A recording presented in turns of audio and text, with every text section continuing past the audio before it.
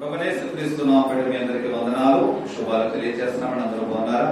ప్రభు ఇచ్చిన కృపను బట్టి, దేవుడిచ్చిన ఆరోగ్యమును బట్టి, ఈ దినమును దేవుడు మనం అనుగ్రహించిన విధానానికి దేవునికి మహిమ కలుగును గాక. ఆమేన్. ఇంతవరకు పాటల ద్వారాగా ఆయనను గణపరచడానికి దేవుడిచ్చినటువంటి శ్రేష్టమైన అవకాశమునకే దేవునికి వందనాలు. శ్రేష్టమైనటువంటి వాక్య భాగంలోకి వెళదాం. ఇర్మీయా గ్రంథము 8వ అధ్యాయము 22వ వచనాన్ని చదువుకుందాం. ఇర్మీయా గ్రంథము 8వ అధ్యాయము 22వ వచనాన్ని చదువుకుందాం. గిలాదులో గుగ్గిలము ఏమీయూ లేదా, అక్కడ ఏ వైద్యుడునో లేడా, నా జనులకు స్వస్థత ఎందుకు కలగకపోవచున్నది? ప్రార్థన చేసుకుందాం. దేవాది స్తోత్రములు తండ్రి, పరిశుద్ధుడా, మహోన్నతుడా, మీకు వందనాలు, స్తుతులు, స్తోత్రములు ప్రభువా. ఈ చదవబడిన లేఖన భాగములతో మరొకసారి మీ పాదం చెంతకు వచ్చి ఉన్నాము తండ్రి. అయ్యా పరిశుద్ధాత్ముడా, చదవబడిన మాటలలోంచి నాయన నాతో మాతో మీరు ఏమైతే మాట్లాడదలిస్తున్నారో నీ విలువైన మాటల ద్వారాగా మీరు మాట్లాడే దేవుడు మేము నమ్ముచున్నాము. అయ్యా నిలబడి నేనున్నప్పటికైనా ప్రభు, నిలబెట్టిన వాడు మీరై ఉన్నారు తండ్రి ప్రభువా. అయ్యా మాట్లాడుచున్న మాటలు మనుషుల మాటలుగా కాక నీ పరిశుద్ధాత్మనే శక్తితో నీ ఆత్మగల మాటల ద్వారాగా నాతో మాతో మీరు మాట్లాడండి నాయన. అయ్యా ఈ వాక్యమునే 2 అంచులు గల వాడిగల ఖడ్గముతో నాతో మాతో మీరు మాట్లాడండి నాయన. మా హృదయంలో తండ్రి ప్రభు పాతకు పోయినటువంటి పాపములు తొలగించబడిలాగున అయ్యా నీ వాక్యంతో శుద్ధీకరించి చూపించున్నాయి. విత్తబడిన ఆత్మీయ ఆహారము ఫలవంతంగా ప్రతి జీవితంలో కార్యము జరుగులాగా చూపించమని యేసుక్రీస్తు అడుగుచున్నాను మా పరలోకపు తండ్రి. ఆమేన్. ఇర్మీయా గ్రంథం 8వ అధ్యాయం 22వ వచనాన్ని మనం చూసినట్లయితే కనుక, గిలాదులో గుగ్గిలము ఏమీయూ లేదా, అక్కడ ఏ వైద్యుడునో లేడా, నా జనులకు స్వస్థత ఎందుకు కలుగకపోవచున్నది? చదవబడిన వాక్య భాగమును మనం చూస్తున్నట్లయితే కనుక ఇక్కడ ఇర్మీయా ప్రవక్త ద్వారాగా 3 ప్రశ్నలుగా ఇక్కడ మనకు కనబడుతున్నాయి. గిలాదులో గుగ్గిలము ఏమీయూ లేదా, అక్కడ ఏ వైద్యుడునో లేడా, నా జనులకు స్వస్థత ఎందుకు కలగకపోవచున్నది అని ప్రశ్నలు వేస్తున్నాడు. ఎవరితో మాట్లాడుతున్నాడు? ఎందుకు విజ్ఞాపన చేస్తున్నాడు? అంతగా వేదన పడవలసినటువంటి అవసరము ఇర్మీయాకు ఎందుకు వచ్చింది? అసలు గిలాదు అన్నది దేనికి, గిలాదు అనే దానికి ఎందుకు లేవనెత్తవలసి వచ్చింది? గుగ్గిలం అనేది దేనికి ఉపయోగిస్తారు? అసలు గుగ్గిలం అంటే ఏమిటి?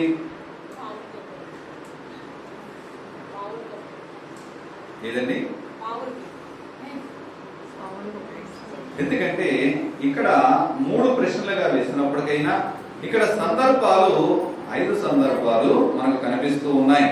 ఒకటి గిలాదు, రెండోది గుగ్గిలము, మూడోది ఏ వైద్యుడును, నాలుగోది నా జనులు, ఐదవది స్వస్థత.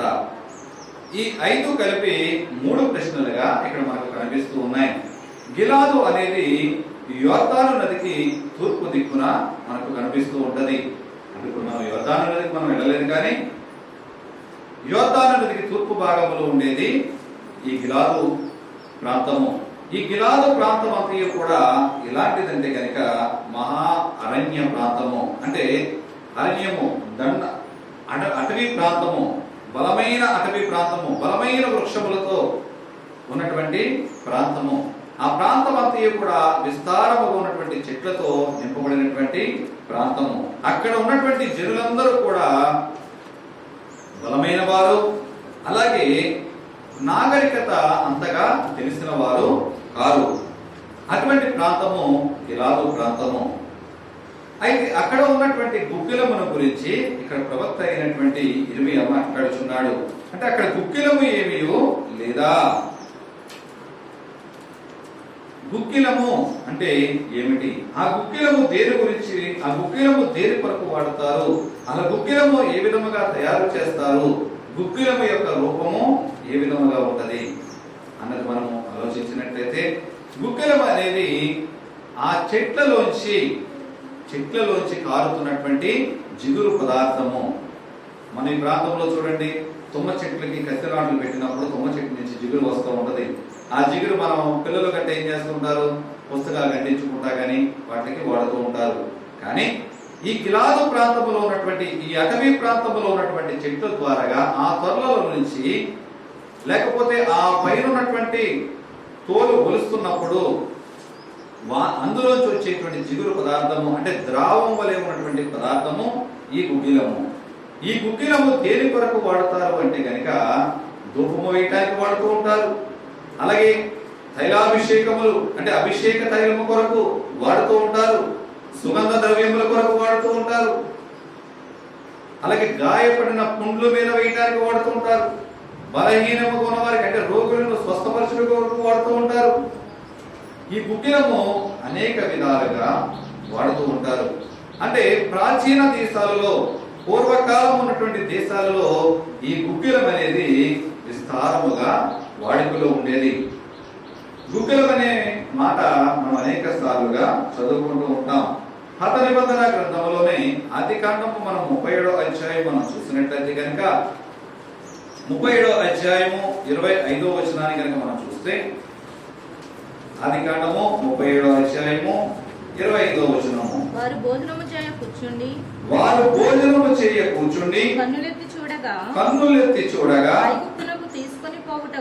ఐగుప్తునకు తీసుకొని పోవుటకు గుగ్గిలము మస్తకియు బోళమును మోయుచున్న ఒంటెలతో ఇష్మాయేలీయులైన మార్గస్తులు గిలాదు నుండి వచ్చుచుండిరి. హల్లెలూయా.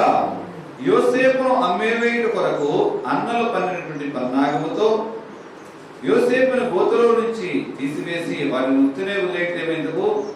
ఎవరో దూరం నుంచి కనిపిస్తూ ఉన్నారు, భోజనానికి కూర్చుంటే ఒంటెలపై వస్తూ ఉన్నారు, ఎవరో వర్తకులు లాగా ఉన్నారు, ఎవరో వ్యాపారస్తుల్లా ఉన్నారు, వాళ్ళు అమ్మివేస్తే పోదు అని చెప్పి వారిని పిలిచి వారికి అమ్మివేశారు. సందర్భం అమ్మివేయడం గురించి కాదు, కానీ ఆ వర్తకులు తెస్తున్నటువంటి అక్కడ వస్తువులు ఏమున్నాయంటే కనుక గుగ్గిలమును మస్తకియు బోళమును మోయిచున్న ఒంటెలతో ఇష్మాయేలీయులైన మార్గస్తులు ఎక్కడి నుంచి వస్తున్నారు? గిలాదు నుంచి వస్తున్నారు. గిలాదు నుంచి వారు తీసుకొస్తే వస్తువుల్లో ఏమున్నాయంటే గుగ్గిలము కూడా ఒకటి ఉన్నది. గుగ్గిలము ఆ రోజులలో వాడుతున్నటువంటి విపరీతమైనటువంటి వాడకాన్ని బట్టి దానితో వ్యాపారములు జరుగుతూ ఉండేవి. ఆ గుగ్గిలమును బట్టి, ఎందుకంటే అన్ని ప్రాంతములలో గుగ్గిలం ఉన్నప్పటికైనా గిలాదులో దొరుకుతున్నటువంటి గుగ్గిలమునకు ఒక ప్రాముఖ్యత ఉండేదండి. గిలాదులో దొరుకుతున్నటువంటి గుగ్గిలమునకు ఒక విశిష్టమైనటువంటి స్థానమును కల్పిస్తూ ఉండేవారు. దీనిని బట్టి యాకోబు కూడా ఫరో చక్రవర్తికి బోళమును గుగ్గిలమునటిని పంపిస్తూ ఉంటాడు. అంటే సుగంధ ద్రవ్యాలని కానుకగా పంపిస్తాడు. దేని కొరకంటే గనక వారు వాడుకలో అత్యధికముగా ఈ గుగ్గిలమును వాడుతూ ఉండేవారు. ఇశ్రాయేలు ప్రజలు ఐగుప్తు నుంచి వారు బానిసత్వం నుంచి విడుదల పొందిన తర్వాత కూడా దేవునికి ధూపద్రవ్యములు సమర్పించడానికి ఆ ధూపములో కూడా ఈ గుగ్గిలమును వాడుతూ ఉండేవారు. అంటే అక్కడ గుగ్గిలమని ప్రస్తావించబడదు, కానీ బోళమును, సాంబ్రాణియు, సుగంధ ద్రవ్యములు ఇవన్నీ కూడా దేనితో తయారు చేస్తారు అంటే కనుక ఈ గుగ్గిలముతోనే తయారు చేస్తూ ఉంటారు. ఈ గుగ్గిలము ఎలాంటిది అంటే కనుక మనిషికి శక్తినిచ్చేది. ఈ గుగ్గిలము మనిషికి బలమును సమకూర్చేది, వ్యాధుల నుంచి స్వస్థపరిచేది. పాతకాలంలో ప్రవక్తలు ఏదైనా ఒక రాజుని అభిషేకించాలన్నా, ఎవరైనా ఒక ప్రవక్తను అభిషేకించాలన్నా అభిషేక తైలములో కూడా వాడబడుతున్నటువంటిది ఈ గుగ్గిలము. అంటే ఇన్ని ఉపయోగాలకు ఉపయోగపడుతున్నటువంటి ఈ గుగ్గిలములకు ఎంత ప్రాముఖ్యత ఇచ్చేవారు. పాతకాలంలో ఉన్నటువంటి ప్రవక్తలే కావచ్చు, భక్తులే కావచ్చు, విశ్వాసులే కావచ్చు, సామాన్య ప్రజలే కావచ్చు, గుగ్గిలము యొక్క వాడిక విపరీతముగా వారి మధ్యలో ఉంటూ ఉండేది. అయితే ఈ గుగ్గిలము పంచిపెడుతున్నప్పుడు వ్యాధులు నయమవ్వకపోవడానికి గల కారణము ఏమై ఉన్నది? గుగ్గిలమునకు కారణము అంటే గుగ్గిలము ఉన్నది, గిలాదులో గుగ్గిలము ఉన్నది. కానీ ఇక్కడ ఇర్మియా ప్రవక్త ప్రశ్నిస్తున్నాడు. ఏమని ప్రశ్నిస్తున్నాడు? గిలాదులో గుగ్గిలము ఏమీయో లేదా? గిలాదులో గుగ్గిలము ఏమీయో లేదా? ఏ వైద్యుడును లేడా? నా జనులకు స్వస్థత ఎందుకు కలగకున్నది?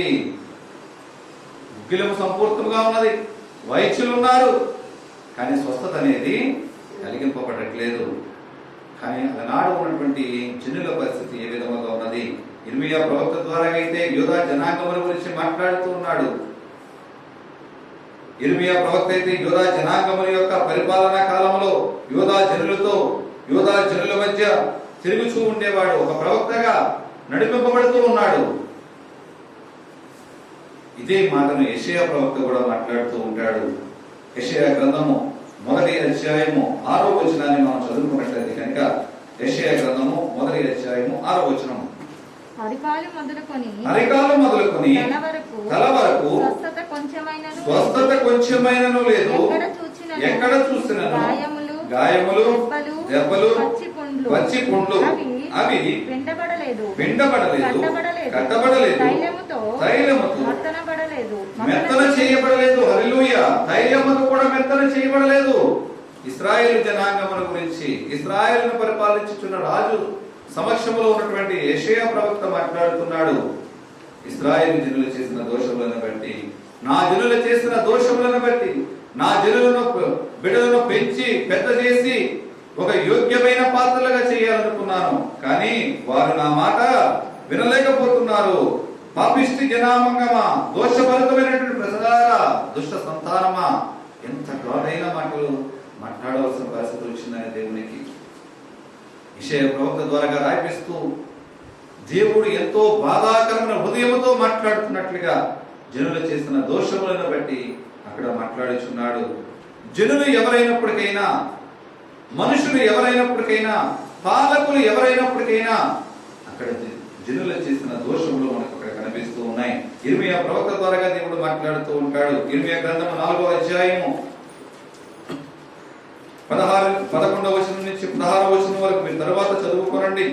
అక్కడ రాయబడినటువంటి మాటలను మనం చూసినట్లయితే కనుక, వారు చేసినటువంటి దోషములు, వారు చేసినటువంటి పాపములు, దేవునికి వ్యతిరేకముగా వారు చేసినటువంటి చెడును బట్టి అక్కడ ఇర్మియా ప్రవక్త మాట్లాడుతూ 13వ వచనం చదువుకున్నట్లయితే కనుక, మేఘములు కమ్మునట్లు ఆయన వచ్చుచున్నాడు, ఆయన రథములు సుడిగాలి వలెనున్నవి, ఆయన గుర్రములు గద్దల కంటే వేగము కలవి. అయ్యో మనము దోపుడు సొమ్మైతిమి, అయ్యో మనము దోపుడు సొమ్మైతిమి. దేవుని మాట వినక, దేవుని ఎడల పాపము అపరాధములు చేసి దోపుడు సొమ్ము వలె మనం మిగిలిపోతున్నాము. దేవుడు ఎలా వస్తున్నాడు? సుడిగాలిలో వస్తున్నాడండి. రథముల మీద సుడిగాలిలో ఆయన వస్తూ ఉన్నాడు. ఆ జనులు చేసిన దోషంలో గుర్తెరగట్లేదు. ఆ వాళ్ళను రక్షించిన దేవునికి వ్యతిరేకముగా, అన్యాయముగా, అక్రమములతో వారు బ్రతుకుచున్నారే కానీ దేవునికి విధేయులుగా ఉండలేనటువంటి ప్రజల వలె వారు మిగిలిపోతూ ఉన్నారు. అదే ఇర్మియా గ్రంథము 46వ అధ్యాయము 11వ వచనాన్ని కూడా మనం ఒకసారి చూసినట్లయితే కనుక, ఐగుప్తు కుమారి కన్యక, గిలాదునకు వెళ్లి గుగ్గిలము తెచ్చుకునము, విస్తారమైన ఔషధములు తెచ్చుకునుట వ్యర్థమే, నీకు చికిత్స కలుగదు. హల్లెలూయా! ఇక్కడ మాట్లాడుతున్నాడు, ఐగుప్తు కుమారి కన్యక, గిలాదునకు వెళ్లి గుగ్గిలము తెచ్చుకునము, అయినప్పటికైనా కానీ నీకు స్వస్థత మాత్రము కలగదు. ఎన్ని ఔషధములు తెచ్చుకున్నప్పటికైనా, విస్తారమైన ఔషధములను వాడినప్పటికైనా అంతయు కూడా వ్యర్థమే. నువ్వు బాగుపడడానికి అవకాశం లేదు, నీకు చికిత్స కలగదు, నీకు రోగ నివారణ కలగదు. దేవుడు వారి మీద పగ తీర్చుకునే దినము, యెహోవా జనుల మీద పగ తీర్చుకునే దినం అండి. ఎక్కడ చూసినప్పటికైనా అన్యాయములే, అక్రమములే, ఎక్కడ చూసినప్పటికైనా ఐగుప్తి బానిసత్వములో అక్రమములు చేయించున్న వారికి వారు ఉండిపోతున్నారు. ఐగుప్తీయుల చెంత చేరి లోక ఆచారములతో, లోక అలవాట్లతో, విగ్రహ ఆరాధనతో, లోకులతో సాంగత్యం పెట్టుకుని పాపములతో, వ్యభిచారములతో, దోమ పానములతో, మత్తు పానీయాలతో విచ్చలవిడిగా తిరుగుతున్నటువంటి ప్రజలు యెహోవా కోపాగ్నికి గురి అవుతూ ఆయన పగ తీర్చుకున్న దినమందు ఎక్కడికో పరుగులెట్టినప్పటికైనా పరుగులన్నీ కూడా వ్యర్థమే. నువ్వు ఎక్కడికి పరుగులెట్టినప్పటికైనా సరే, నువ్వు ఎన్ని వైద్యములు చేసుకున్నప్పటికైనా, నీకు ధనధాన్యములు ఉండొచ్చు, భోగభాగ్యములు ఉండొచ్చు, నువ్వు ఎంత ధనవంతులు అయినప్పటికైనా, ఎంత పేరు ప్రఖ్యాతులు గాంచిన వైద్యుడి దగ్గరికి వెళ్ళినప్పటికైనా, ఎంత దూరం నుండి నువ్వు ఔషధములు తెప్పించుకున్నప్పటికైనా, యెహోవాకు వ్యతిరేకముగా ఉన్నంత కాలములో కూడా, ఆయన పగ తీర్చుకునే దినములో ఏ శిక్ష కూడా నీకు అందుబాటులోనికి రాదు. దాని గురించే ఇర్మియా ప్రవక్త విలపిస్తున్నాడు. అయ్యో, గిలాదులో గుగ్గిలము లేదా? అక్కడ ఏ వైద్యుడును లేడా? నా జనులకు ఎందుకు స్వస్థత కలగకపోవచ్చున్నది? ప్రతి జనాంగము కూడా యెరూషలేము పట్టణము గురించి ప్రభువైన యేసుక్రీస్తు వారు ఏ విధముగా అయితే విలపించి ఉన్నాడో, యెరూషలేము పట్టణము పాడైపోతున్నటువంటి రోజులను బట్టి ఏ విధముగా అయితే ఆయన విలపించి ఉన్నాడో, ఇర్మియా ప్రవక్త జనులు తప్పిపోయిన విధానాన్ని బట్టి, శోధన మీ మీదకి వస్తుంది, కీడు మీ మీదకి వస్తుంది, యెహోవా ఉగ్రత రాబోతుందని ప్రకటించినప్పటికైనా మార్పు చెందినటువంటి జనులను బట్టి, వారి హృదయ కాఠిన్యములను బట్టి, వారు మార్పు చెందిన ప్రజలను బట్టి ఇర్మియా ప్రవక్త విలపిస్తూ ఉన్నాడు. నీవు నేను ఏ స్థితిలో ఉన్నాం?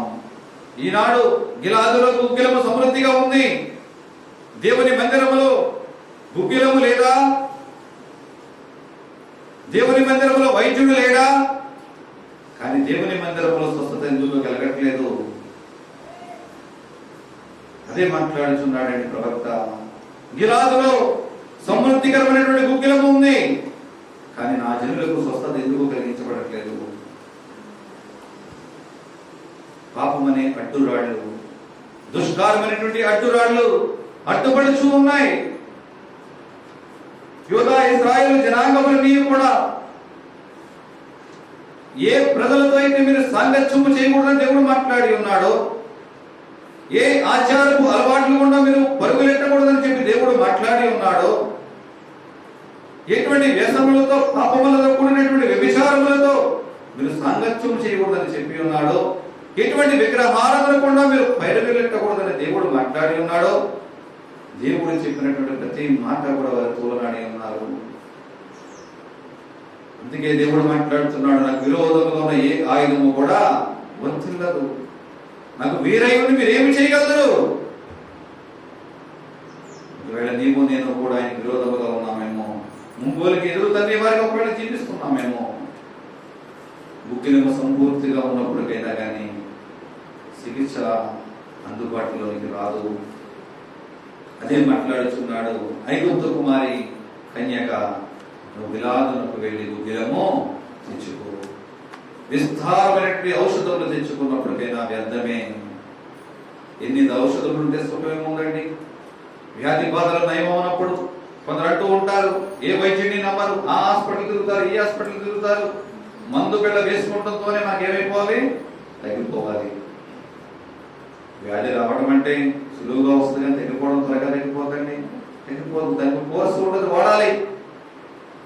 ఈ డాక్టర్ కాక ఆ డాక్టర్ని, ఆ డాక్టర్ని కాక ఈ డాక్టర్ని ఇంట్లో ఇన్నేసి మందులు పెట్టుకుంటూ ఉంటారు. ఏమి సుఖం? నువ్వు ఎంత ప్రయత్నించినప్పటికైనా నీకు వ్యాధి నయం కాదు. వైద్యుడి మీద నమ్మకం పెట్టాలి, వైద్యుడు చెప్పిన పని చెయ్యాలి, వైద్యుడు వాడమన్న విలువగాను మందులు వాడాలి. కానీ వైద్యుడు మాట నీ వినవే, వైద్యుడు వేసుకోమన్న విధముగా మందులు వేసుకోవే. గిలాదులో ఉద్యోగం ఉంటే మాత్రం సుఖమేమో ఉంది. నువ్వు పాటించినప్పుడు, నువ్వు ఆయన మాట విననప్పుడు, ఎంత బలమైన వైద్యుడైనప్పటికైనా, ఎంత పవర్ఫుల్ మందులు ఇచ్చినప్పటికైనా, నువ్వు మాట విననప్పుడు, నువ్వు ఆ మందులు వేసుకోనప్పుడు, ఆ మందులు నీ వంట పట్టనప్పుడు, ఎన్ని మందులు వేసుకున్నప్పటికైనా, ఎన్ని మందులు నువ్వు ధనధాన్యములు దారపోసి కొనుక్కున్నప్పటికైనా కానీ అంతా కూడా వ్యర్థమే. ఎందుకంటే యెహోవా పగ తీర్చుకున్న దినము సమీపించి ఉన్నది. యెహోవా పగ తీర్చుకున్న దినము ఆయన రాబోచున్నాడు. సుడిగాలిలో నుంచి రథముల ద్వారా రాబోచున్నాడు. అదే మాట్లాడుచున్నాడండి ఇర్మియా ప్రవక్త. వారు చేసిన అపరాధములను బట్టి, వారు చేసినటువంటి పాప క్రియల దోషములను బట్టి విలపిస్తున్నాడు. అయ్యో, నా జనులు చేసిన దోషములు, గిలాదులో గుగ్గిలమే లేదా, అక్కడ ఏ వైద్యుడునో లేడా, నా జనులకు స్వస్థత కలగకపోవడానికి కారణము ఏమై ఉన్నది? ప్రభువా విలపిస్తున్నాడు, విజ్ఞాపన చేస్తున్నాడు. ఆనాటి కాలంలో జనుల పరిస్థితి అంత దురవస్థలో ఉన్నటువంటి ప్రజలు, వారిని బయటికి నడిపించినటువంటి దేవుడిని, బంధకాలలో బంధింపబడినటువంటి వారి జీవితంలో నుంచి విడుదల కలిగించినటువంటి దేవుడిని మరిచిపోయిన వారిగా మనోగుడ్డితనముతో దేవునికి వ్యతిరేకులుగా జీవించి దేవుని తీర్పులోనికి, దేవుని న్యాయ తీర్పులోనికి వారు నిలబడి శిక్షకు లోనైన వారిగా వారు జీవించి ఉన్నారు. ఎంత గుగ్గిలము సమృద్ధిగా ఉన్నప్పటికైనా, ఎంతమంది వైద్యులు ఉన్నప్పటికైనా కానరాని వ్యాధులతో స్వస్థత లేని జనులుగా వారు మిగిలిపోయి ఉన్నారు. కానీ ఎంతో ప్రాముఖ్యమైనటువంటి గుగ్గిలాన్ని విడిచిపెట్టి ఉన్నారు. రాజుల మొదటి గ్రంథము 17వ అధ్యాయము మొదటి వచనాన్ని మనం చూసినట్లయితే కనుక, రాజుల మొదటి గ్రంథము 17వ అధ్యాయము మొదటి వచనాన్ని మనం చూస్తే, అంతటా గిలాదు కాపురస్తుల సంబంధియును తిష్బీయుడునైన ఏలియా అహాబునొద్దకు వచ్చి ఎవని సన్నిధిని నేను నిలబడి ఉన్నాను, ఇశ్రాయేలుల దేవుడైన ఆ యెహోవా జీవము తోడు నా మాట ప్రకారము కాక ఈ సంవత్సరములో మంచైనను వర్షమైనను పడదని ప్రకటించెను. హల్లెలూయా. అంతటా గిలాదు కాపురస్తుల, ఎవరంటే ఆయన గిలాదు కాపురస్తుల అంటే ఏలియా ప్రవక్తను దేవుడు పిలిచినటువంటి పిలుపుల గురించి మనకు బైబిల్ గ్రంథంలో రాయబడదండి. కానీ ఏలియా ప్రవక్త ఎలాంటి వాడు అంటే కనుక రోషము కలిగినటువంటి ప్రవక్త. పాత నిబంధనలో ఉన్నటువంటి భక్తులలో మోషే, ఏలియాలు మాత్రమే కొత్త నిబంధనలో అత్యధికంగా కనబడినట్టుగా మనకి బైబిల్ గ్రంథం తెలియజేస్తూ ఉంటది. ప్రభువైన యేసుక్రీస్తు వారు తన శిష్యులతో పాటు ప్రార్థన చేయడానికి వెళ్ళినప్పుడు, ప్రభువైన యేసుక్రీస్తు రూపాంతరము పొందినప్పుడు ప్రభువుతో మాట్లాడుతున్న వారు మోషే, మరొక వ్యక్తి ఏలియా. మరణము చూడనటువంటి వ్యక్తి ఏలియా, సజీవుడిగా కొనుక్కోబడినటువంటి వ్యక్తి ఏలియా. పాత నిబంధన భక్తులలో, పాత నిబంధన ప్రవక్తలలో బలమైన ప్రవక్తగా కొత్త నిబంధన గ్రంథంలో 30 సార్లకు పైగా లిఖింపబడినటువంటి పేరు, ఏకైక పేరు ఎవరిది అంటే కనుక ఏలియా ప్రవక్త ఒక్కరిదే. ప్రతి భక్తుడు కూడా ప్రస్తావిస్తూ ఉంటాడు ఏలియా పేరును. ఎందుకంటే రోషము కలిగిన ప్రవక్త. అతను ఒక రాజ్యాన్ని దేవుని తట్టు తిప్పడానికి ప్రయత్నించినటువంటి ప్రవక్త. గిలాదు ప్రాంతంలో వచ్చినటువంటి ఆ ఏలియా, గిలాదుకు ఉన్నటువంటి ప్రాముఖ్యమైనటువంటి విషయాలలో అక్కడ జనులు మోటువారైనప్పటికైనా, నాగరికత లేకపోయిన వారైనప్పటికైనా దేవుని ఎడల భయభక్తులు కలవారు. దానిని బట్టి గిలాదు ప్రాంతము దేవుని ఎడల భయభక్తులతో అక్కడ ఉన్నటువంటి గుగ్గిలములకు అంత ప్రాముఖ్యత దేవుడు అనుగ్రహించి ఉన్నాడు. అక్కడి నుంచి వచ్చినటువంటి ఏలియా ప్రవక్త ఆహాబుతో మాట్లాడుతూ ఆ రాజ్యం అంతటిని, అక్కడ జరుగుతున్నటువంటి దురవస్థను బట్టి ఏ అన్య స్త్రీనైతే వివాహము చేసుకోవద్దని దేవుడు మాట్లాడి ఉన్నాడో, రాజుల మొత్తంలో చూసినప్పటికైనా ఇశ్రాయేలు యూదా రాజుల చరిత్రలో మనం చూస్తే ఇశ్రాయేలు రాజు అయినటువంటి ఈ ఆహాబు వివాహం గురించి దేవుడు ప్రాముఖ్యముగా మాట్లాడుతూ ఉంటాడు. యెజబెల్ అనేటువంటి అన్య స్త్రీని చేసుకుని రాజుగా ఇతను మాత్రం ఉన్నాడు, కానీ పరిపాలన మాత్రం అంతా కూడా అనుకున్నామే నడిపిస్తూ ఉంటది. అక్కడ జరుగుతున్నటువంటి దురాక్రమణలను బట్టి, కాఠిన్యమైనటువంటి నిర్ణయాలను బట్టి, దైవజనులని పారద్రోలి హతమారుస్తున్న విధానాన్ని బట్టి ఏలియా ప్రవక్త ద్వారా దేవుడు మాట్లాడిస్తున్నాడు. నా మాట చొప్పున కాక నేను ఎవరి సన్నిధినైతే నిలబడి ఉన్నానో ఆ యెహోవా జీవము తోడు, ఎవరి సన్నిధి నిలబడి మాట్లాడుతున్నాడు? నేను మాట్లాడుతున్నానని ఏలియా ప్రవక్త మాట్లాడలేదండి. ఈనాడు జనులు ఏదైనా ఒక సూచక్రియ జరిగించారంటే అది నా వల్లే జరిగింది, నేను ప్రార్థించడం వల్లే జరిగింది, నా ప్రార్థన వల్లే దేవుడు కార్యం చేశాడని మాట్లాడుకుంటారు. కానీ ఏలియా ప్రవక్త మాత్రము నేను ఎవరి సన్నిధినైతే నిలబడి ఉన్నానో, ఇశ్రాయేలు దేవుడైన ఆ యెహోవా జీవము తోడు, నా మాట ప్రకారము గాక, మాట్లాడుచున్న మాట నా మాట కాదు, ఆ ఇశ్రాయేలు దేవుడైనటువంటి యెహోవా దేవుని యొక్క మాట ప్రకారం మాట్లాడుతున్నాను. ఈ సంవత్సరము మంచే గాని ఏమి కూడా వర్షమే గాని పడదు. ఆ మాటను బట్టి తరవబడినటువంటి తర్వాత మరి యొక్క 3.5 సంవత్సరములు ఆ దేశము నుంచి బయటికి వెళ్ళిపోయిన తర్వాత ఏ ప్రవక్త ద్వారా దేవుడు మాట్లాడించి ఉన్నాడు, 3.5 సంవత్సరములు భూమి మీద వర్షమే కాని ముంచే కాని దేవుడు కురిపించలేదండి. మళ్ళీ ఏ ప్రవక్త అయితే వర్షింపదని మాట్లాడి ఉన్నాడు, అదే ప్రవక్త మళ్ళీ మనలాంటి మానవ స్వరూపముగా ఉన్నటువంటి వాడే అయినప్పటికైనా ఆ ఏలియా ప్రవక్త మళ్ళీ దేవునికి ప్రార్థించినప్పుడు మాత్రమే మళ్ళీ వర్షింపబడింది. వర్షింపబడడానికి కారణం ఏమై ఉన్నది?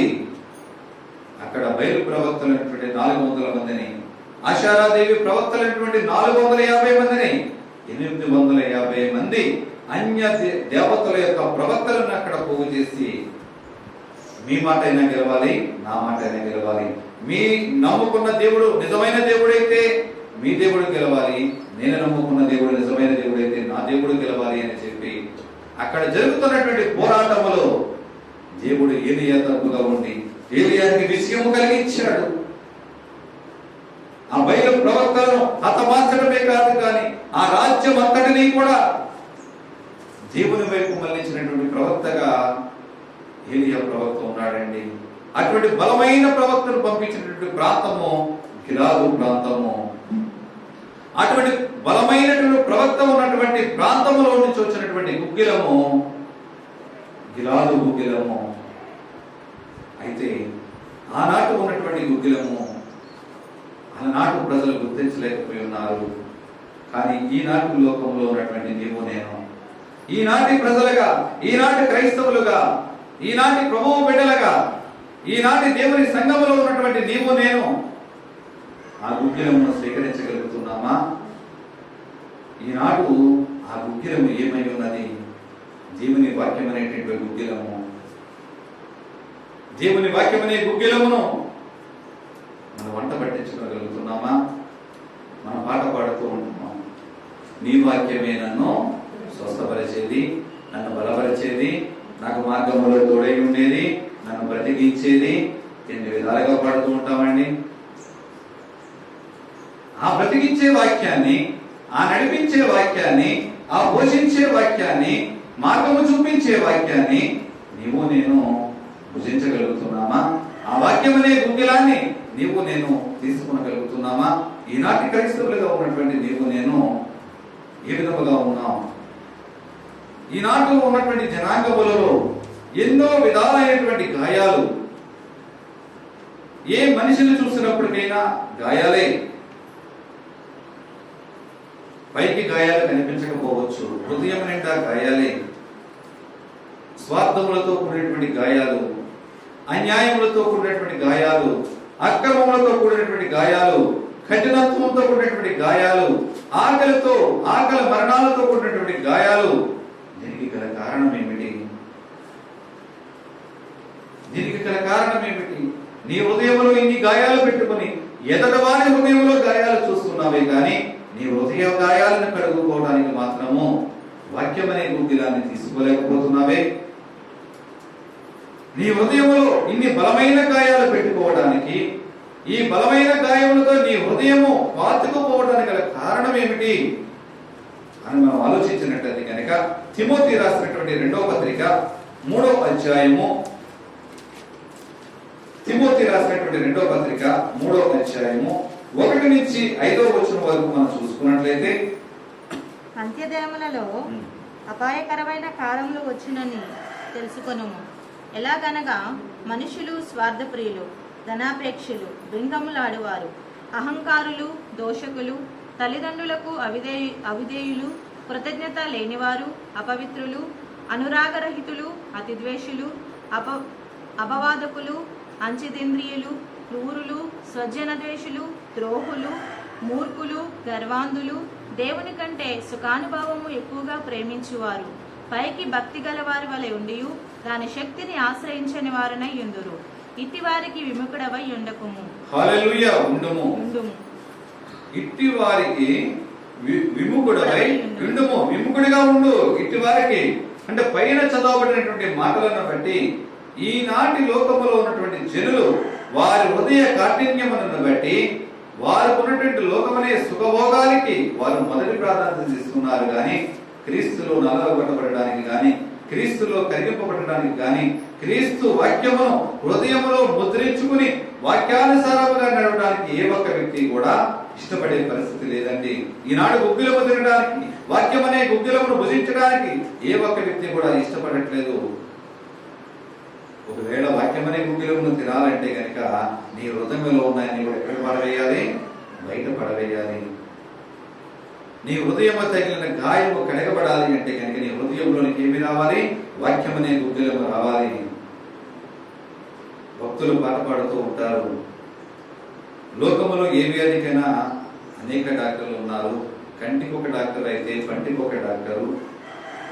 ఏ డాక్టర్ ఏ వైద్యము ఏది తగ్గించినప్పటికైనా నీ హృదయముకు పట్టిన గాయము మానాలంటే యేసుని నమ్మాలి. నమ్మండి, నమ్మండి, యేసు క్రీస్తునే నమ్మండి. నీ హృదయముకు పట్టిన గాయము మానాలి అంటే కనుక, నీ హృదయంలో ఉన్నటువంటి గాయాలు తుడిచివేయబడాలి అంటే కనుక, నీ హృదయములకు పట్టినటువంటి జబ్బు స్వస్థత కలగాలి అంటే కనుక నీ హృదయంలోనికి వాక్యం అనే గుగ్గిలముతో నింపబడాలి. ఎప్పుడైతే నీ హృదయము వాక్యం అనే గుగ్గిలముతో నింపబడదో అప్పుడు మాత్రమే నీ హృదయం అనే గాయాలు కడగబడతాయి. నీ హృదయం అనే గాయాలు కడగబడాలంటే నీ హృదయము వాక్యం అనే గుగ్గిలముతో నింపబడాలి. నీ వాక్యం అనే గుగ్గిలముతో నీ హృదయం నింపబడాలి అంటే కనుక నీవు వాక్యానుసారముగా నడుచుకోవాలి. వాక్యాన్ని ధ్యానించగలగాలి. నువ్వు వాక్యాన్ని ధ్యానించాలి అంటే కనుక నీలో ఉన్నటువంటి పాపములను నీవు విడిచిపెట్టాలి. లోకమనే సుఖభోగములను నువ్వు ఎక్కువగా ప్రేమించేవారిగా కాకుండా, లోకమనే ధనాపేక్షకు, లోకమనే శరీరాశ, నేత్రాశ, దిగుపడములు తిరిగేవారిగా కాకుండా దేవుని వైపు తిరిగేవారిగా, దేవుని క్రీస్తు ప్రేమను పొందుకుంటూ క్రీస్తు ప్రేమను అనేక మందికి కనబరిచేవారిగా మనం ఉండాలి. ఎందుకంటే ఈనాడు సమాజంలో కక్షలు, క్రోధములు పెరిగిపోతున్నాయంటే గనక క్రీస్తు ప్రేమ నీలో కరువైన కారణము చేతనే. అక్క చెల్లెళ్ళ మధ్యలో సమాధానము లేదండి. బంధుమిత్రాదుల మధ్యలో శాంతి సమాధానము లేదు. తండ్రి కొడుకుల మధ్యలో, తల్లిదండ్రులకి బిడ్డలకి మధ్యలో సమాధానము లేదు. అత్త కోడళ్ళ మధ్యలో సమాధానము లేదు. ఎక్కడ చూసినప్పటికైనా పగలు, ప్రతీకారములు, ఎక్కడ చూసినప్పటికైనా కక్షలు, క్రోధములు, ఎక్కడ చూసినప్పటికైనా అసూయలు, అపవిత్రతలు, ఎక్కడ చూసినప్పటికైనా ఆకలి, ఎక్కడ చూసినప్పటికైనా చెడు వ్యసనములు, అన్యాయము, హృదయ కాఠిన్యము, వాత వేయబడిన మనస్సాక్షి వలె ఎవరికి వారిగా ఉంటున్నారే కానీ ఎవరు కూడా క్రీస్తు ప్రేమను పొందుకోలేకపోతున్నారు. ఇటువంటికి విముఖుడమై ఉండము. అపోస్తలుడైన పౌలు గారు తిమోతితో మాట్లాడుతున్నాడు, ఇటువంటి వారందరికీ కూడా విముఖుడమై ఉండు. ఇలాంటి వారిని ప్రేమించేవారిగా ఉండకు. ఎందుకంటే వీరు పైకి భక్తి గల వారిగా ఉంటారు కానీ హృదయం అంతా కూడా కాఠిన్యముగా ఉంటది. నా ప్రియ సహోదరి, సహోదరుడిగా నీవు నేను ఏ విధముగా జీవించుతున్నాం? హృదయ కాఠిన్యముతోనే బ్రతుకుతున్నామేమో ఆలోచించగలుగుదామా? ఇంకా మన హృదయంలో వాత వేయబడిన మనస్సాక్షి వలనే జీవిస్తున్నామేమో ఆలోచించగలుగుతున్నామా?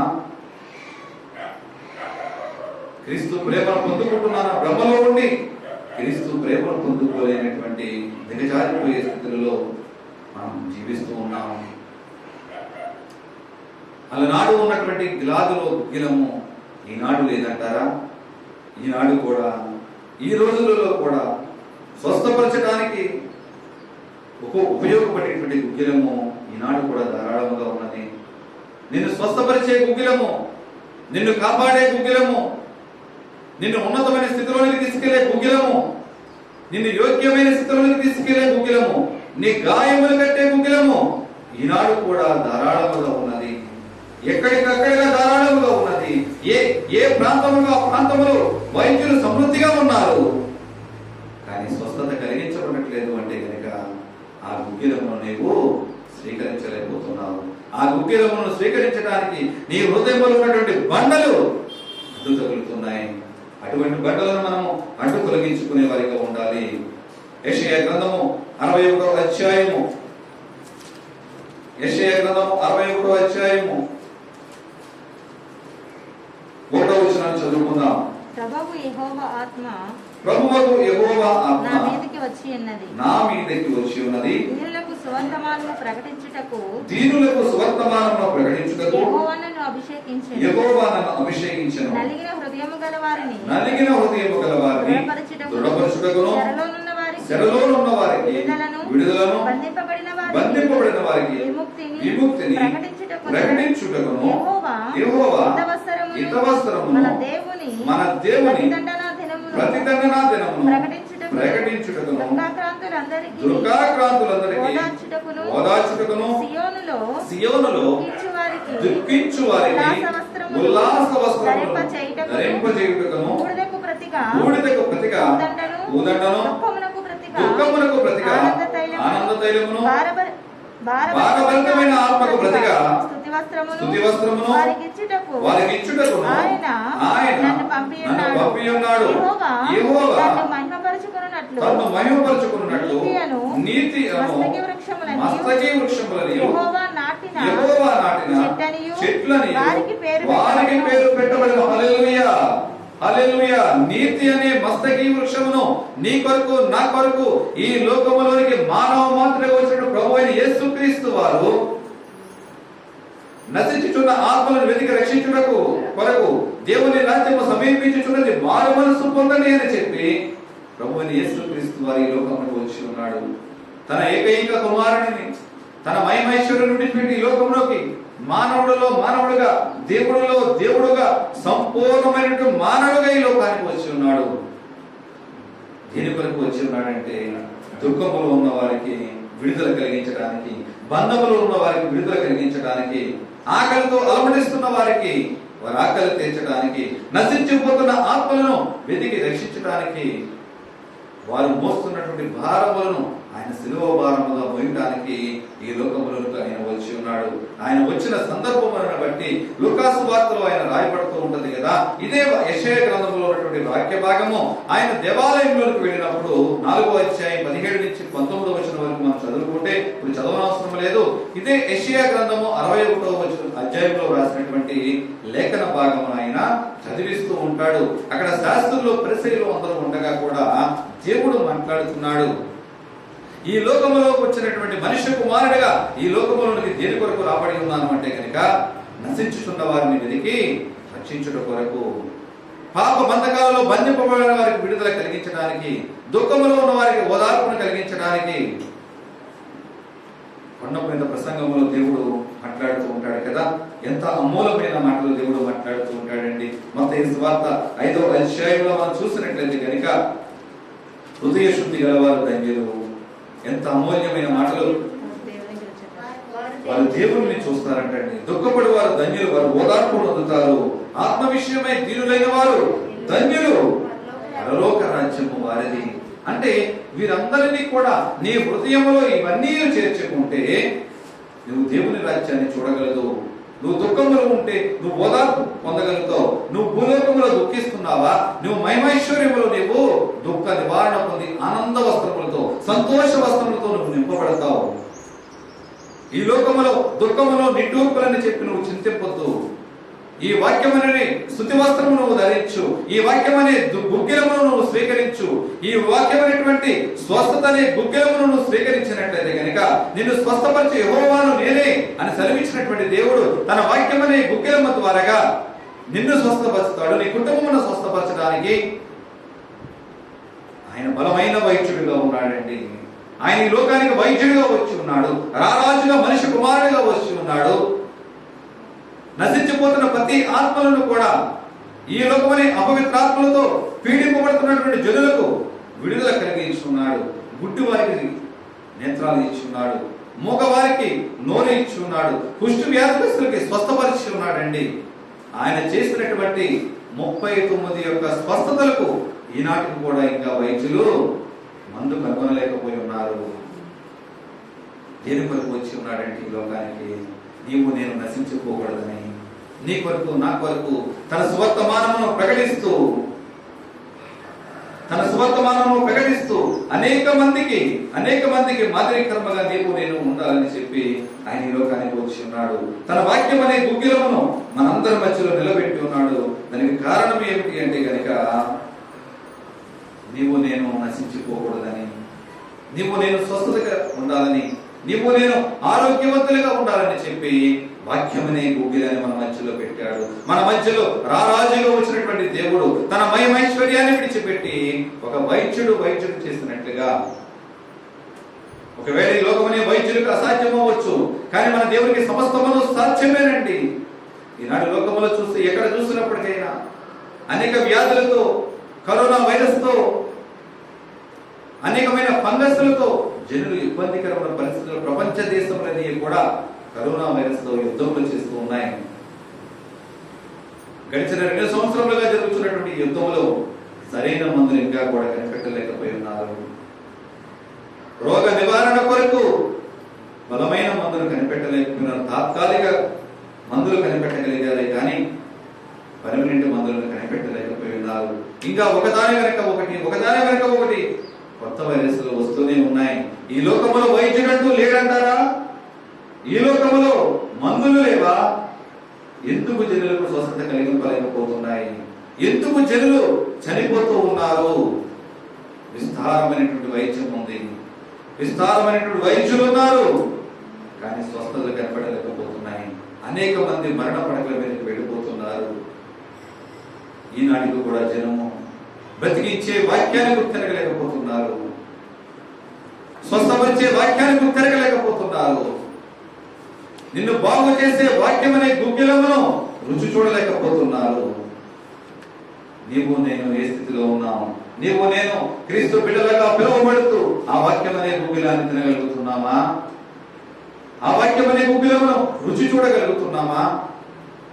ఎప్పటికీ కూడా దేవుని మందిరంలోకి వచ్చినటువంటి నీవు నేను నన్ను దీవించు, నా కుటుంబాన్ని దీవించు అని దిగజారిపోతున్నామే కానీ, అయ్యా నీ వాక్యం అనే గుగ్గిలమును నేను స్వీకరించాలి, నీ వాక్యం అనే గుగ్గిలమును స్వీకరించే ఆత్మ జ్ఞానమును నాకు దయచేయి, నీ వాక్యం అనే గుగ్గిలము ద్వారా నడుచుకునే ఆత్మ జ్ఞానము నాకు దయచేయి అని ఈనాడన్నా దేవుని అడుగుతున్నామా? అడిగినట్లయితే కనుక వాక్యము మనకి గుర్తుంటుందండి. అడిగినట్లయితే కనుక వాక్యానుసారముగా నడుచుకోవడానికి మనం ఇష్టపడతాం. ఎప్పుడైతే వాక్యమనే గుగ్గిలము నీకు నాకు పట్టబట్టట్లేదో వాక్యానుసారంగా నడవడానికి మన హృదయాలు ఇష్టపడవు. ఎందుకంటే ఈ లోకం అనేటువంటి వాత నీ హృదయం మీద వాత పెట్టబడి ఉంది. ఈ లోకం అనే ఆచారం అనే గాయాలు నీ హృదయాన్ని పీడిస్తూ ఉన్నాయి. ఈ లోకం అనేటువంటి బాధలు, ఈ లోకం అనేటువంటి కళంకాలు, ఈ లోకం అనేటువంటి కఠిన మనస్సు నీ హృదయం మీద గాయాలు చేస్తూ ఉన్నాయి. కనుకనే ఇంకా నీవు వాక్యం అనే గుగ్గిలాన్ని స్వీకరించలేకపోతున్నావు. ఈ వాక్యం అనే గుగ్గిలాన్ని నువ్వు స్వీకరించినట్లయితే కనుక ప్రకటన గ్రంథము 21వ అధ్యాయము 4వ వచనాన్ని చదువుకుందాం. 21వ అధ్యాయము 4వ వచనం. ప్రకటన గ్రంథము 21వ అధ్యాయము 4వ వచనాన్ని చదువుకుందాం. ఆయన వారి కన్నుల ప్రతి బాష్ప బిందువును తుడిచివేయును. మరణము ఇక ఉండదు. దుఃఖమైనను ఏడ్పైనను వేదనైనను ఇక ఉండదు. మొదటి సంగతులు గతించిపోయినని సింహాసనములో నుండి వచ్చిన గొప్ప స్వరము చెప్పుట వింటిని. హల్లెలూయా. ఎప్పుడైతే దేవుని వాక్యమును వినడానికి నువ్వు ఇష్టపడుతూ ఉంటావో, దేవుని వాక్యమనే గుగ్గిలమును నువ్వు భుజిస్తూ ఉంటావో, మరణం అనేది నీకు ఉండదు. ప్రతి కన్నుల యొక్క బాష్ప బిందువులు తుడిచివేయబడతాయని చెప్పి దేవుని వాక్యము తెలియజేస్తుంది. ఎప్పుడంటే గనక దుఃఖం అనేది నీలోకి రాకుండా ఉండేది దేవుని వాక్యం అనే గుగ్గిలమును నువ్వు భుజించినప్పుడు, దేవుని వాక్యమనే మందు నువ్వు వేసుకున్నప్పుడు, దేవుని వాక్యం అనేటువంటి గుగ్గిలము ద్వారా నీ హృదయమును పట్టినటువంటి జబ్బు, నీ హృదయము పట్టినటువంటి గాయమును నువ్వు కడుగుకున్నప్పుడు నీ ప్రతి బాష్ప బిందువును కూడా తుడిచివేయబడతాయని, మరణం అనేది నీ చెంతకు సమీపించదని, దుఃఖమును ఏడ్పు వేదన ఇక నీలోనికి రావని, ఆనంద వస్త్రములతో నిన్ను నింపుతానని చెప్పి దేవుడు మాట్లాడుతున్నాడు. మొదటి సంగతులన్నీ గతించిపోయినాయి. మొదటి సంగతులు ఏది కూడా నీకు గుర్తులోనికి రాకుండా నూతన వస్త్రములతో నిన్ను అలంకరింప చేస్తూ సింహాసనం నుంచి వచ్చే గొప్ప స్వరముతో నీతో మాట్లాడుచున్నాడండి దేవుడు. హల్లెలూయా. దేని కొరకు మాట్లాడుచున్నాడంటే, నీ హృదయంలోనికి వాక్యం అనే గుగ్గిలాన్ని నువ్వు ఆహ్వానించినప్పుడు, ఎప్పుడు నీతో ఆయన సింహాసనం నుంచి మాట్లాడతాడు అంటే కనుక, దేవుని వాక్యం అనే గుగ్గిలను నీ హృదయంలోనికి చేర్చుకుని ఆ వాక్యమనే ఆత్మీయ ఆహారం భుజిస్తూ నీ హృదయంలో ఉన్నటువంటి గాయమును కడుగుకున్నప్పుడు మాత్రమే ఆయన సింహాసనం నుంచి నాతో మాట్లాడతానంటున్నాడు. హృదయకాలం మందు ఈ దినమందే నీ నా హృదయములను కడుగుకున్నామా? ఈనాడే ఆ వాక్యం అనే గుగ్గిలమును మన హృదయంలోనికి నింపుకుందామా? ఆలోచించుకుందామండి. ఎందుకంటే దేవుడు వాక్యం ఇచ్చేటువంటి స్వస్థత ఇప్పటికీ గిలాదులోని గుగ్గిలము అందుబాటులోనే ఉంది. దేవుడు వాక్యం ఇచ్చేటువంటి స్వస్థత ఈనాటి కూడా దేవుని మందిరములలో పుష్కలంగా ఉందండి. ఆ వాక్యము ధారాళముగా దొరుకుతున్నటువంటి ఆ వాక్యము నీ నా జీవితంలో కార్యము చేయడానికి ఎప్పుడు కూడా ఇది సిద్ధముగా ఉంది. ప్రకటన గ్రంథం 22వ అధ్యాయం 2వ వచనాన్ని చదువుకుందాం. ఆ పట్టణపు రాజ వీధి మధ్యను ప్రవహించుట ఆ దూత నాకు చూపెను. ఆ నది యొక్క ఈవలను ఆవలను జీవవృక్షం ఉండెను.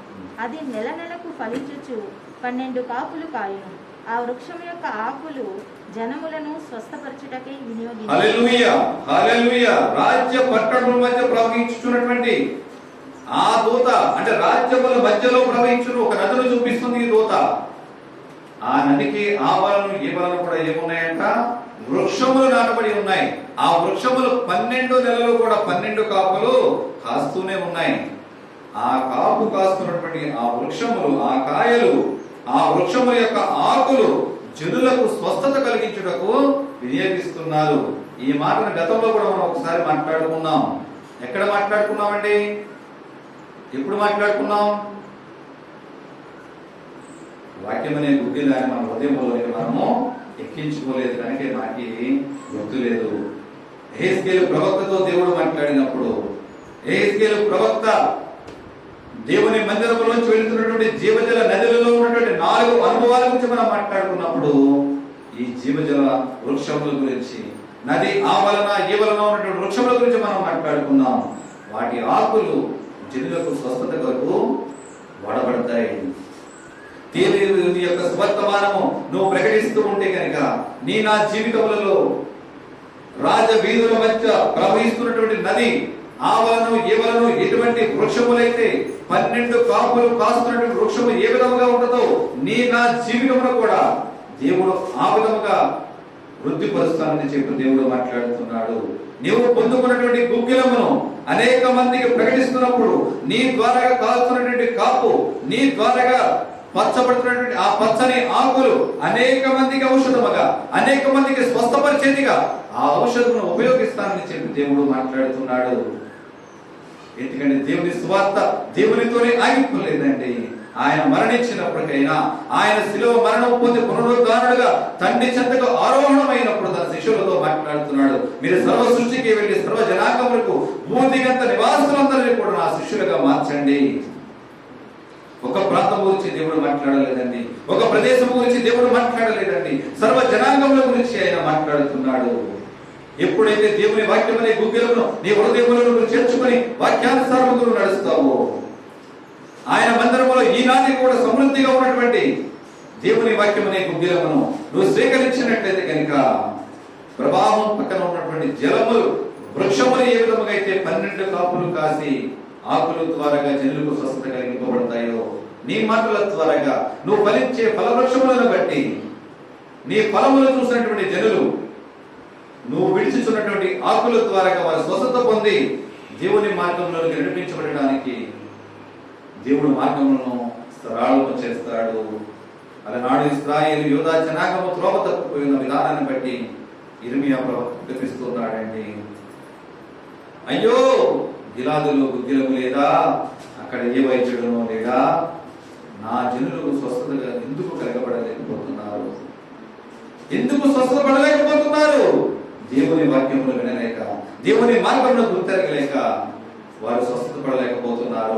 ఈనాడు క్రైస్తవులుగా ఉన్నటువంటి నీవు నేను, ఈనాడు ఆయన బిడ్డలుగా పిలువబడినటువంటి నీవు, నా సొత్తు పేరు పెట్టబడినటువంటి నా జనులని, నిన్ను నన్ను పిలుచుకున్నటువంటి ఆయన జనులుగా ఉన్నటువంటి నీవు నేను స్వస్థత పొందుతున్నావా? ఆయన వాక్యమును అంగీకరించి ఆయన వాక్యమనే గుగ్గిలమును హృదయములకు చేర్చుకుంటూ మన హృదయంలో ఉన్నటువంటి అడ్డుబండలను తొలగిస్తున్నామా? ఆలోచించగలుగుదామండి. నువ్వు అనేక మందికి మాదిరికరముగా జీవించాలని దేవుడు కోరుకుంటున్నాడు. నీ ద్వారాగా అనేక మందికి ఫలవంతమైన జీవితం కలిగించాలని, నీ ద్వారాగా అనేక మందిని స్వస్థపరచాలని దేవుడు కోరుకుంటున్నాడు. ఈ లోకమనే వైద్యులను నమ్ముట కంటే, ఈ లోకమనే మనుషులను నమ్ముట కంటే, రాజులను ఆశ్రయించుట కంటే యెహోవాను ఆశ్రయించిన మేలుని దేవుని వాక్యం సెలవిస్తుంది కదా. ఈ లోకమనే వ్యాధి బాధలను బట్టి ఈనాడైనా దేవుని దగ్గర విలపించావా? ఈనాడైనా విజ్ఞాపన చేశావా? ఈనాటి వైద్యులు, ఈనాటి శాస్త్రవేత్తలు తన మునుగులుగా ఉండి వైద్యానికి మందు కనిపెట్టడానికి తలమునుగులుగా ఉన్నారే, కానీ వాక్యమని గుగ్గిలము నీ చేత పట్టుకొని ఎవరి వైపు చూస్తున్నావు? నీవు ఆలోచిద్దామండి. ఇంతవరకు ఒకవేళ లోకం వైపు చూసి, లోకమనే పాప వ్యామోహములను బట్టి దేవుని వాక్యం అనేటువంటి గుగ్గిలమును దుర్వినియోగపరిచి ఉన్నావేమో. దేవుని వాక్యమనే గుగ్గిలము నీ దగ్గర పెట్టుకుని, మందు నీ దగ్గర ఉంచుకుని, స్వస్థత అనేది నీ దగ్గర ఉంచుకుని ప్రపంచం వైపు నువ్వు చూస్తున్నావేమో. ఇకనైనా మనోనేత్రములు తెరుద్దాం. మూసుకుపోయిన మనోనేత్రములు తెరవబడలాగునా ప్రభువైన యేసుక్రీస్తు వారు ఈ లోకములోకి నీ నా పాపముల కొరకు ఏ విధముకైతే మృతి చెంది ఉన్నాడో, రక్తము కార్చి ఉన్నాడో, ఆ రక్తంలో కడగబడినటువంటి నీవు నేను ఆయన వాక్యం అనే గుగ్గిలమును స్వీకరించి మన హృదయములను పవిత్రపరచుకుందాం, పరిశుద్ధపరచుకుందాం. అనేక మందికి మాదిరికరముగా జీవిస్తూ దేవుడిచ్చే స్వస్థతను, దేవుడిచ్చే ఆశీర్వాదాన్ని పొందుకుందాం. అటువంటి కృప పరిశుద్ధాత్ముడైన దేవుడు మనందరికీ కలుగ చేయునుగాక. ఆమేన్. ప్రార్థన చేసుకుందాం. దేవాని స్తోత్రములు తండ్రి, పరిశుద్ధుడా మహోన్నతుడానికి వందనాలు, స్తోత్రములు. ఇంతవరకు మీరు మాట్లాడిన మాటలను బట్టి నాతో మాతో మీరు మాట్లాడిన నమ్ముచున్నాము. ఓ ప్రభువా, గిలాదులో గుగ్గిలము లేదా, అక్కడ ఏ వైద్యుడునో లేడా, నా జనులు ఎందుకు స్వస్థపడలేకపోతున్నారని చెప్పి మేము ప్రభుత్వం ద్వారా మాట్లాడి ఉన్నావు ప్రభువా. అవును తండ్రి, ఆనాడు జనులు త్రోవ తప్పిపోయిన వారికి నీకు ఆయాసము కలిగించి అయ్యా నిలిచి గుగ్గిలమును స్వీకరించలేకపోతున్నారు. ఈనాడు క్రైస్తవులుగా ఉన్నటువంటి మేము కూడా అయ్యా మాలో ఉన్నటువంటి అడ్డుబండలను బట్టి ఇంతవరకు నీ గుగ్గిలమును మేము స్వీకరించలేకపోతున్నామయ్యా. అయ్యా పాత రోజు జీవితాన్ని విడిచిపెట్టి, లోకమే సుఖభోగములను విడిచిపెట్టి నీ వాక్యానుసారముగా నీ వాక్యమనే గుగ్గిలమును మేము స్వీకరిస్తూ అయ్యా మేము స్వస్థత పొందులాగున, ఆరోగ్యవంతులు అనేక మందికి మాదిరికరముగా జీవించులాగున నన్ను మమ్మల్ని అందరినీ మీరు వాడుకోమని అడుగుచున్నామయ్యా. విధమైన వాక్యం ఏది వ్యర్థముగా పోకుండా ప్రతి హృదయములను నాటుకోబడుతూ మొక్కలంతులుగా, అరుణంతులుగా, నూరంతులుగా బలవంతంగా వాడబడలాగున సహాయం చేసుకోవడం చూపించి నీ నామానికి మేము తెచ్చుకోమని యేసుక్రీస్తు అడుగుచున్నాను మా ప్రియమైన తండ్రి. ఆమేన్.